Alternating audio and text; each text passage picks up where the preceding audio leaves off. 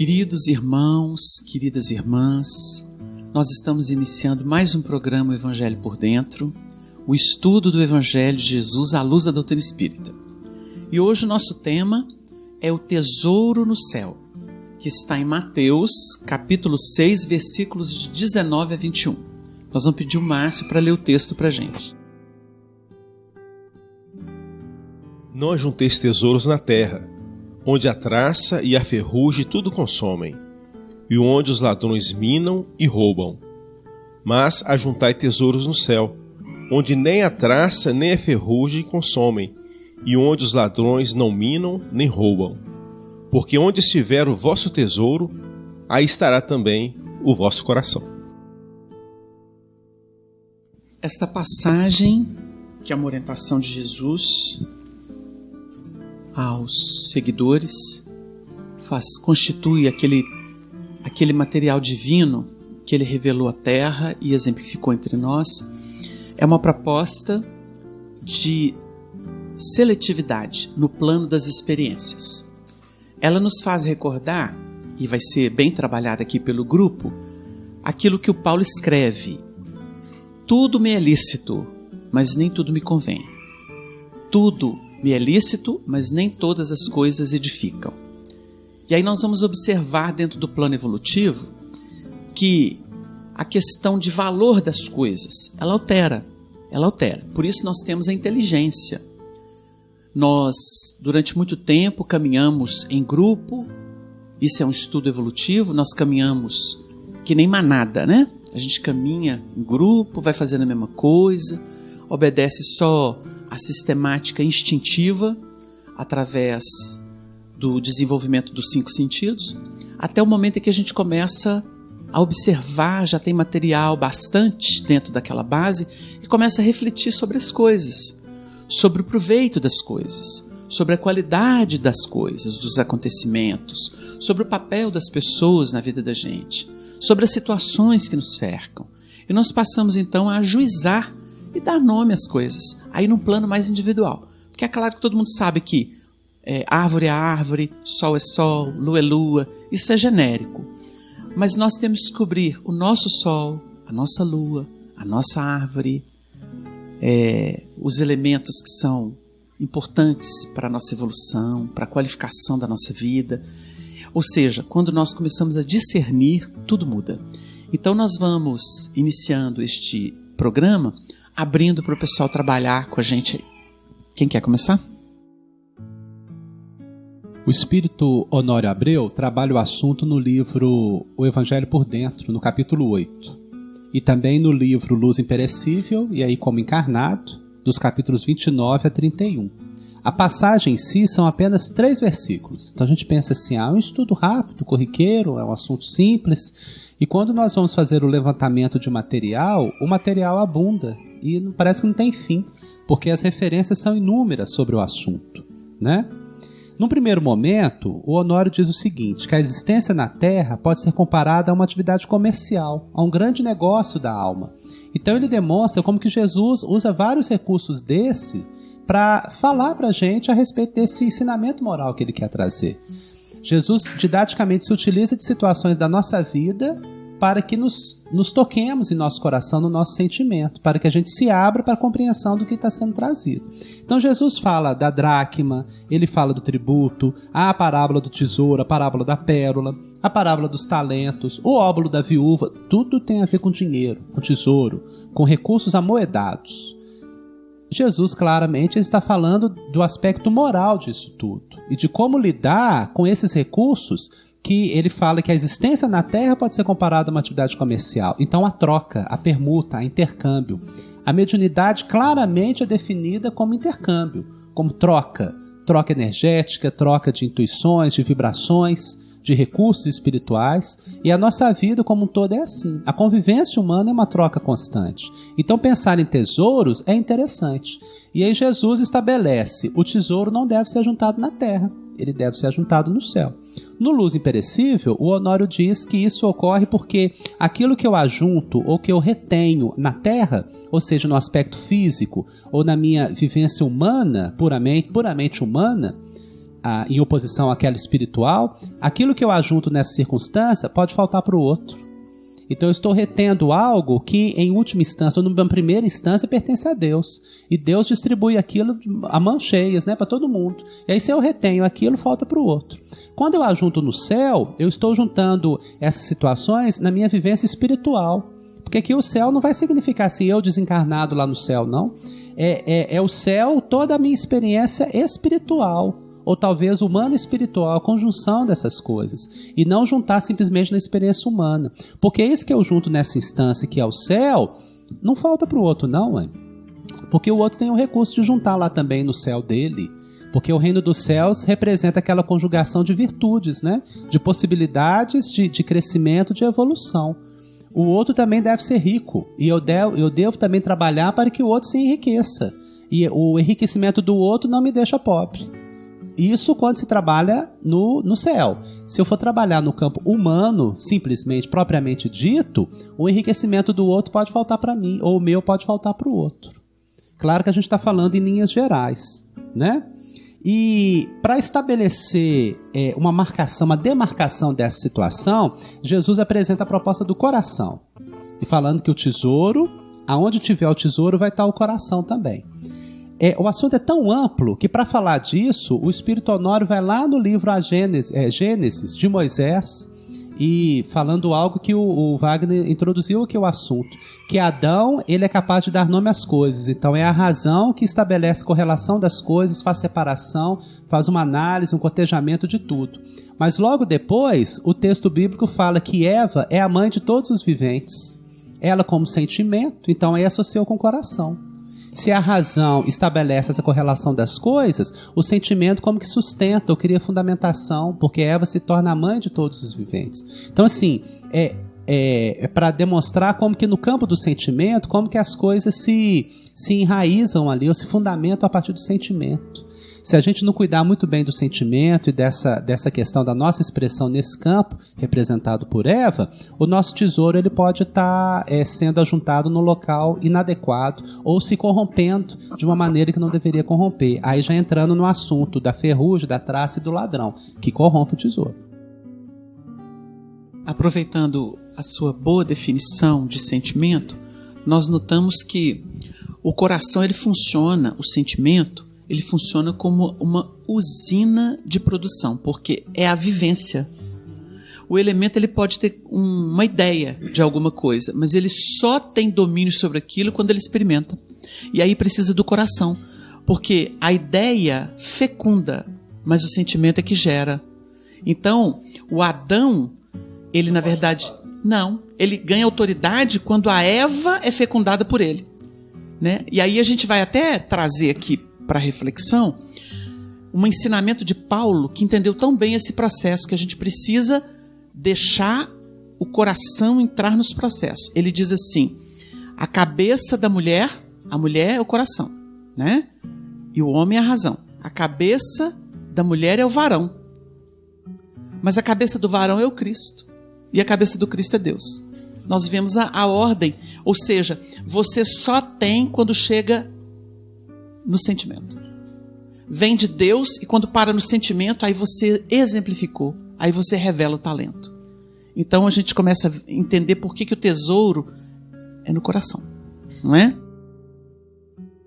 É bonito, né, gente, quando a gente vai analisando essas aberturas que a doutrina, o evangelho nos proporciona, porque é um trabalho profundo do espírito, e se tratando do próprio sentimento, que estabelece os vínculos, as diretrizes, as promoções. Mas temos que observar também o campo do trabalho em que nos encontramos, que é a Terra, o mundo físico. E a doutrina espírita nos orienta que é importante a união entre o espírito e a matéria, para intelectualizar a matéria, mas nessa dinâmica, o que está acontecendo? O espírito está tendo a oportunidade de realmente se movimentar no seu desabrochar para que o sentimento alcance esses níveis superiores, que Jesus nos mostra. Ele é o guia e modelo da humanidade, então o sentimento, o amor, nas realizações das mais simples, as mais amplas e complexas, vamos ter em Jesus ali a diretriz positiva das expressões do sentimento. Então, quando a gente analisa, a gente observa essas questões, porque de forma alguma ele está querendo mostrar, ele está indo contra ou não validando o processo da vinculação do espírito com a matéria, no plano físico em que nos encontramos na Terra, né? E vamos perceber que a lei de destruição está presente no livro dos Espíritos, mostrando para nós as mudanças, as transformações necessárias no processo de desabrochar da criatura. Então o grande problema não é estarmos aqui, usarmos, né, os recursos que são disponibilizados para a evolução do espírito, mas é o nosso sentimento ainda acanhado, nas expressões muito simples, de apego. Os recursos estão aí para serem utilizados na transformação e na mudança do espírito, e não ficarmos tendo nele o objetivo primordial da vida da existência.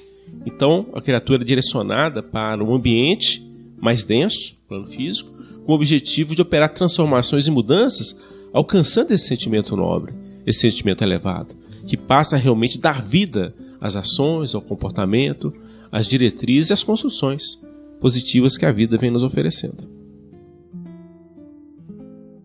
Há imagens muito fecundas nesse texto.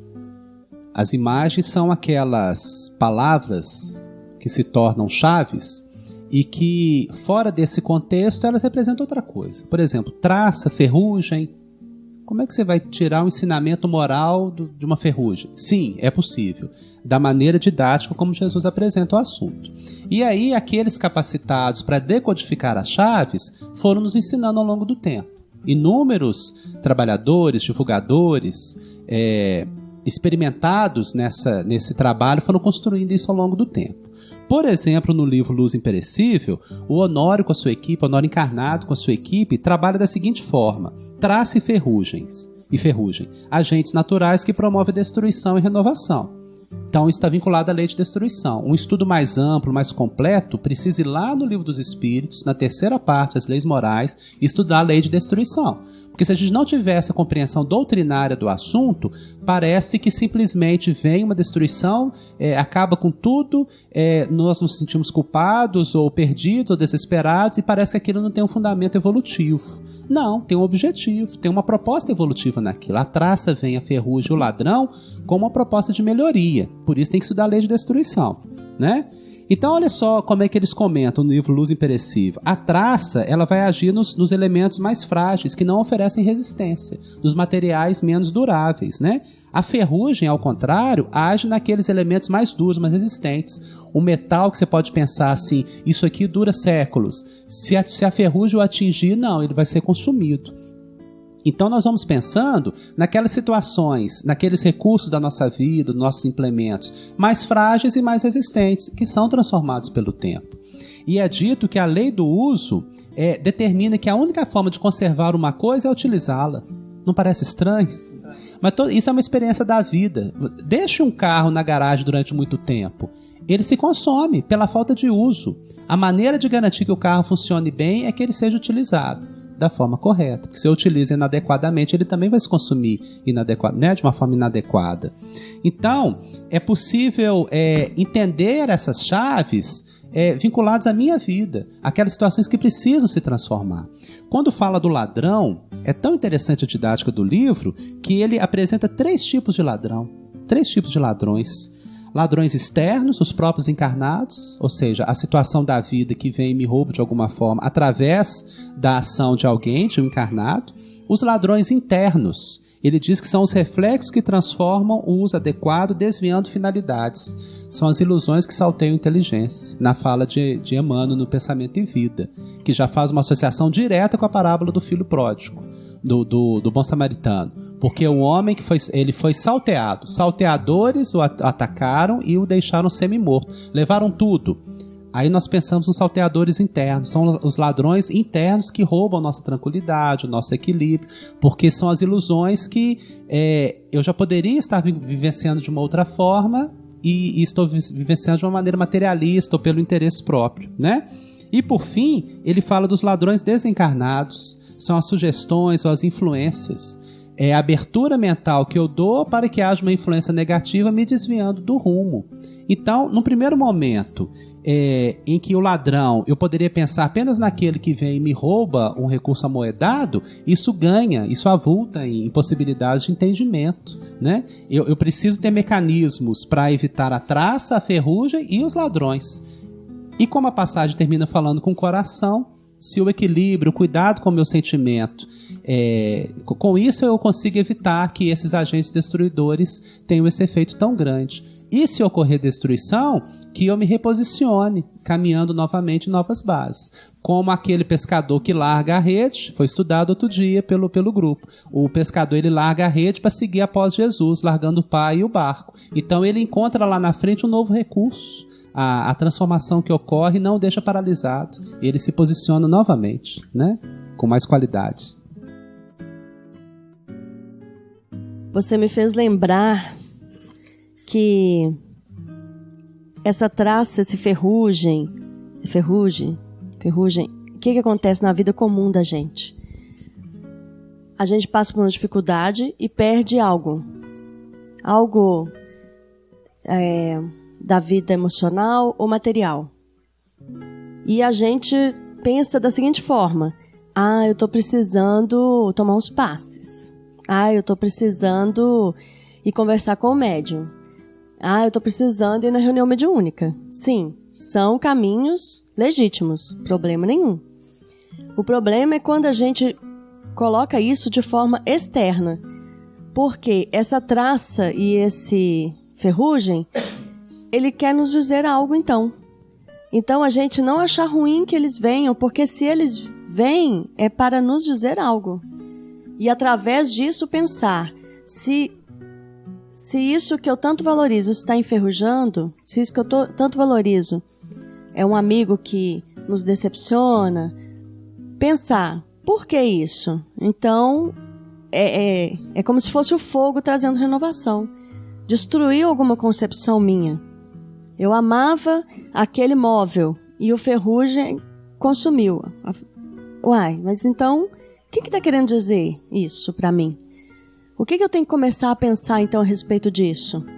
Eu tenho que comprar um novo móvel e me apegar a ele, então? É isso? Então, na verdade, quando vem a traça e a ferrugem ou qualquer coisa nossa se desmorona, para a gente ficar atento, o que isso quer nos dizer? Será que eu tenho que ficar apegado a isso mesmo ou eu tenho que transformar esse sentimento e trazer ele para o campo do reino dos céus? Quando a gente reflete sobre ajuntar tesouros no céu onde nada dessas ameaças acontece, eu me lembro muito de um caso que é muito bonito, do Chico Xavier, que ele contou para um pessoal que a gente conheceu em São Paulo, em Votuporanga, o Sr. Romeu Grise e sua esposa, Dona Hilda. Esse casal que acompanhou o Chico desde Pedro Leopoldo, eles são descendentes de italiano, né? Ele já desencarnou e o pai desencarnado mandava mensagem através do Chico. Então, era o Sr. Romeu Grise. Ele contou pra gente, na casa dele, que um dia virou pro Chico e falou assim: Chico, eu fico olhando esse tanto de gente ao redor de você, com tantas necessidades, tantos problemas, e são os encarnados. Eu não sou médium, mas eu imagino que deva ter muito mais do que esse número de pessoas que tem na Terra, de espíritos necessitados atrás de você, por causa da sua condição de médium, de trabalhador do Evangelho. Aí o Chico olhou para ele e falou assim: Sr. Romeu, Dona Hilda, eu sofri muito com essas requisições. Aí a gente faz um parênteses aqui. Ele escreveu para o presidente da FEB, Vantuil de Freitas, uma carta que depois foi explorada pelo Sueli no Testemunho de Chico Xavier, em que ele disse assim: há dias em que me sinto desencarnar sob a pressão das duas esferas. Aquela sensibilidade incomum do Chico de missionário, vocês imaginem o testemunho dele. Aí ele continuou o assunto e virou e falou assim: pois é, eu levei, explicando para o casal de São Paulo, eu levei em torno de 20 anos para conseguir me situar na faixa espiritual do Dr. Bezerra. Depois que eu consegui isso, eles deliberam o que eu tenho que atender e fazer. Não sou mais eu, não era mais eu. Então vocês notem, um missionário levou quase 20 anos com aquela sensibilidade toda para aprender a subir o nível vibratório e começar a viver na faixa do Dr. Bezerra de Menezes. Ele quis dar uma referência. Mas esse não é o convite que está tendo aqui. Porque se a gente quer ter um tesouro no céu onde traça não rói, ladrão não rouba, ferrugem não ataca, Você tem que sair do plano puramente material.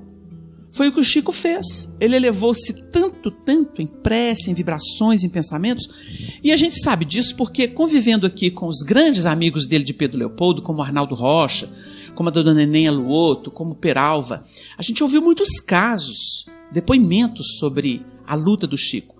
Então, Arnaldo, por exemplo, contava pra gente, Arnaldo Rocha, ex-esposo do Espírito Meimei, ele contava pra gente que ele virava pro Chico e falava assim: Ô Chico, isso aí é um terreno perigoso, esse camarada é canalha. Diz que o Chico olhava assim: não, meu filho, não diz isso, o nosso irmão é muito bom, ele tem isso, ele tem aquilo. Lá na frente dava problema. O Chico só dava um sorrisinho para Arnaldo e às vezes falava assim: Naldinho, você tem faro para problema. Mas na verdade o Chico apostava no melhor, porque ele escolheu isso para a vida dele. Então tem hora que a gente fica pensando, juntar tesouro no céu não seria dar chance às pessoas de serem melhores? E aí tem uma coisa que o Márcio gosta muito de falar na reunião, é aquele texto do Evangelho em que Jesus vai recebendo, naquele momento que ele está no monte, e vem os soldados com Judas, capitaneados por Judas, para poder prendê-lo. E o sinal é que ele beijaria a face e eles prenderiam o mestre, para saber quem era que eles tinham que prender. Quando Judas chega, Jesus sabia de tudo aquilo. Ele abre os braços e pergunta: a que vieste, amigo? Aí o Emmanuel comenta: até no último instante, Jesus acreditou em Judas. Não desistiu dele. E a gente desiste por muito pouco das pessoas. Desiste de casamento, desiste de filho, desiste de irmão, desiste de amigo. Por tão pouco. A gente não aposta no melhor. Ajuntar tesouro no céu tem essa conotação. Vamos sublimar. Tá difícil? Podia ser pior. Vamos fazer uma festa com esse aqui? Vamos ter bom ânimo, vamos ter alegria, vamos enfrentar com bom ânimo. Tudo passa, gente. Não é por aí? Então a gente fica pensando nesse ajuntar tesouros no céu, onde nada desses problemas de transformismo pela lei acontece. Porque com Jesus é outra história, né? Então dá o que pensar. Tem uma referência doutrinária de Kardec no Evangelho segundo o Espiritismo, capítulo 25, item 8, que fala do coração. Nós chegamos nessa passagem pelo coração. A gente faz aquela busca no computador, no próprio livro, e vamos ver Kardec falando de coração. Aí a gente encontra um texto maravilhoso que fala sobre tesouro também. No primeiro momento, o texto está falando sobre tesouro material, sobre recursos materiais da humanidade. Mas aí a gente vai percebendo a profundidade moral disso e como que esse recurso tem a ver com o que está no coração de cada um. Porque no item observar os pássaros do céu, é comentado o seguinte: a terra produzirá o suficiente para alimentar a todos os seus habitantes, quando os homens souberem administrar, segundo as leis de justiça, de caridade e de amor ao próximo, os bens que ela dá. A caridade e a fraternidade não se decretam em leis. Se uma e outra não estiverem no coração, o egoísmo aí sempre imperará. Cabe ao Espiritismo fazê-las penetrar nele. Kardec define aqui com grande profundidade, com grande clareza, que cabe ao Espiritismo fazer com que a caridade e a fraternidade penetrem no coração humano, porque não vai ser uma lei externa que vai dizer para as pessoas serem fraternas. Nós temos observado o Espírito Honório Abreu trabalhar muito as equações trinas. Ele fala assim: isso é uma trindade, uma equação trina. Como que é isso? A trindade universal, Deus, Espírito e matéria. Mas ele até fala assim, teologicamente no mundo, a gente até vê uma equação trina. Deus, Pai, Filho e Espírito Santo. Mas ele trabalha de outra forma também. Religião, filosofia e ciência. Né? É uma equação trina também. E aí vai trabalhando isso. Depois ele fala de justiça, amor e caridade. Isso é uma proposta didática de se entender processos educativos. O processo educativo ele pode ser resumido assim em 3 etapas.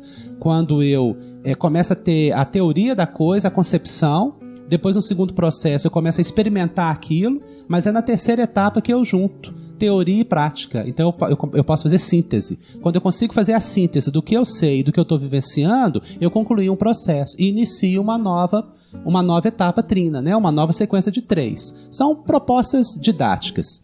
Nós ficamos pensando, uma proposta dessa, dessas, trina, que a humanidade já vem trabalhando há alguns séculos, né? E que almas muito elevadas, muito nobres, trouxeram, fundamentaram isso na vivência humana, que é a proposta da Revolução Francesa.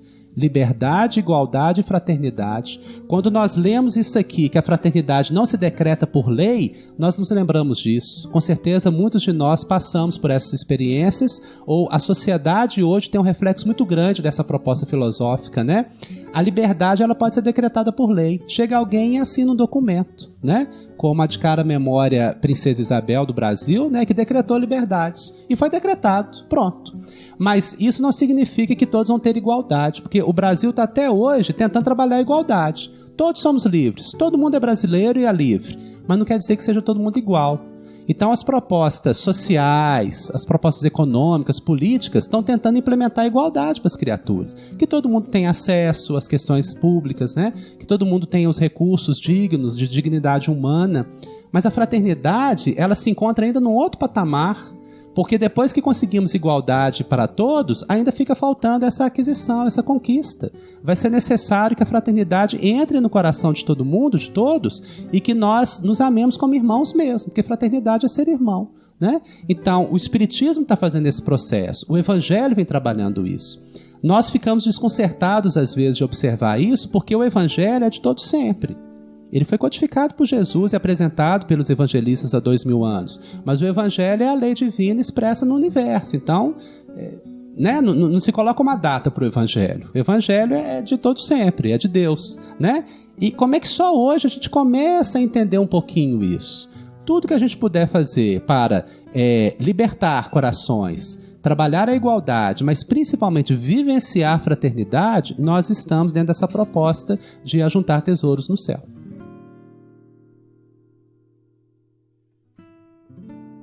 Bom, nós estamos aqui caminhando para o final do nosso programa com toda essa riqueza de reflexões e a gente gostaria de considerar este último versículo, porque onde estiver o vosso tesouro, estará também o vosso coração. Nós temos a responsabilidade pelo nosso destino. O Emmanuel tem uma frase que ele diz assim: o pensamento devidamente acalentado tende a expressar-se em ação. Aquilo que eu acredito, aquilo que eu penso, aquilo que eu cultivo, é aquilo que eu vou viver. Isso é o caminho para a gente entender o que Jesus falou. Todos temos uma necessidade muito grande de desenvolver um ideal. O ideal pode ser uma fortuna material, pode ser a saúde física, pode ser o amor, quero vivenciar um amor, pode ser constituir uma família. Tudo isso é respeitável. Tudo isso é respeitável, desde que seja um movimento harmônico. Porque quando, diz Emmanuel, quando alguém se devota de modo exclusivo, obsidente, aos seus cofres monetários, isso se chama usura. Exclusivamente. Então eu posso amar, mas eu não posso esquecer que eu tenho deveres diante da humanidade. Uma pessoa que quer viver uma tórrida paixão. Aí o Chico definia assim: a paixão é o incêndio do Joelma. Ou seja, em algumas horas, um prédio inteiro foi consumido pelas labaredas. Ficou cinza e gente morta. É isso que ele quis dizer. Aí perguntaram o que era amor. O amor é o lume do fogão que faz o leitinho da criança, a comidinha da família. Vocês entenderam? Então a gente vai pensando, o que é o nosso objetivo? É algo que possa me consumir inteiramente? Vivemos uma época de compulsão por compra, por corpo perfeito, e aí vai. Aí a gente pensa assim, esse é o objetivo da vida? É isso que a pessoa quer? Ela vai se consumir naquilo e depois? Aquilo a que ela se entregou é o ladrão, é a ferrugem, é a traça, porque ela fica tão fragilizada que ela é refém. Por que o obsessor chega perto da gente? Porque nós estamos fragilizados. Tem alguma coisa em decomposição, atraem as moscas. As abelhas não vêm em lixo. As moscas. Elas vêm exatamente porque se nutrem daquilo, vão botar os ovos e vai se desenvolver o quê? Tudo aquilo que é pestilencial. Acelerar o processo. O obsessor só encontra a gente porque a gente não anda bem no pensamento e no sentimento. Agora, como é que anda bem no pensamento e no sentimento? Quando a gente está em harmonia. Não é preciso ser Jesus para estar bem, não. A gente pode estar bem onde está.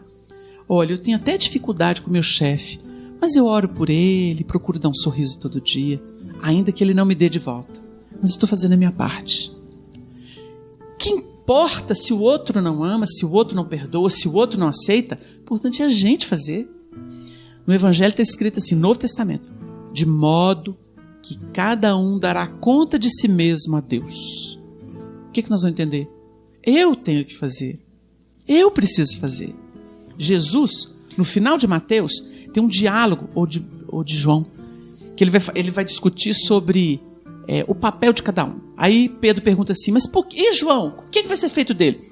Aí ele responde para Pedro assim, que te importa a ti se eu quero que ele fique? Segue-me tu. Porque João ia ficar, mas eles todos seriam sacrificados. Segue-me tu.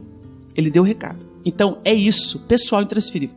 Quando a gente vê aqui, onde estiver o seu tesouro estará o teu coração, onde a gente estiver vibrando, interessado, é onde o coração da gente vai passar a experiência. Ela pode ser penosa ou pode ser feliz. A escolha é nossa.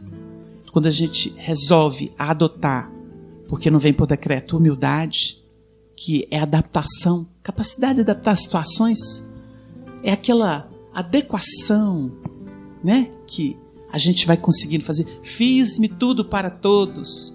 Fiz-me como fraco para os fracos. Tudo para todos, para de alguma forma salvar alguns. É o ajuste, é a humildade de Paulo que ele proclama. Quando a gente consegue isso, a humildade está no coração. E quando a gente consegue olhar o outro com olhos de misericórdia, a caridade vem. Agora, se não compadecer, fica duro, em pedra. E o nosso chamado é para mudar de nível.